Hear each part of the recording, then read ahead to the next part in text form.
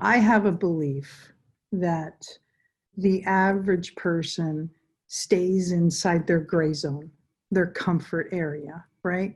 And success doesn't lie where we're comfortable. Mm-mm. Success lies outside of our comfort area, outside the gray area, outside of our comfort zone. How has getting out of your comfort zone impacted you? Because I know your success, so I know you've got to make yourself uncomfortable very frequently. It's mandatory.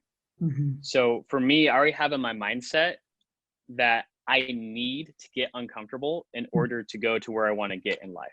Mm-hmm. So I've consciously put myself in a mindset to seek uncomfortable situations. Mm-hmm. And so now what ends up happening is unconsciously, when uncomfortable situations come into my life, I automatically do it. So for example, me being on this podcast is uncomfortable for me because this is my first podcast, right? And Nice. the second you text me, can I be on your podcast? I immediately was like, yes, yes, I do want to do this, and the second I saw you ask me to be on your podcast, I got butterflies, right? Nice. And so those butterflies, people could see that as fear, right? Mm-hmm. But you don't want to see it as fear, because what it's telling you is like, oh, this is outside my gray zone, Mm-hmm. And so I experienced that, but I know this is a sign for me to step out of that gray zone to move into the uncomfort zone. Yeah. And so I just took off with it. And I keep that trait with everything. Whenever opportunities come up and I start feeling those butterflies, that's a sign, it's my gut telling me I need to do this.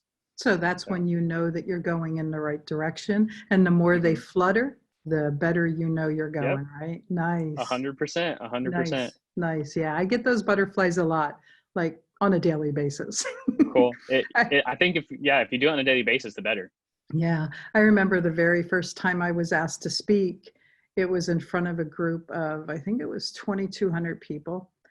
Whoa. I didn't know the audience size. I just knew that they got a pretty decent attendance. And the largest audience I had ever spoke in front of before then was about 500, give or take.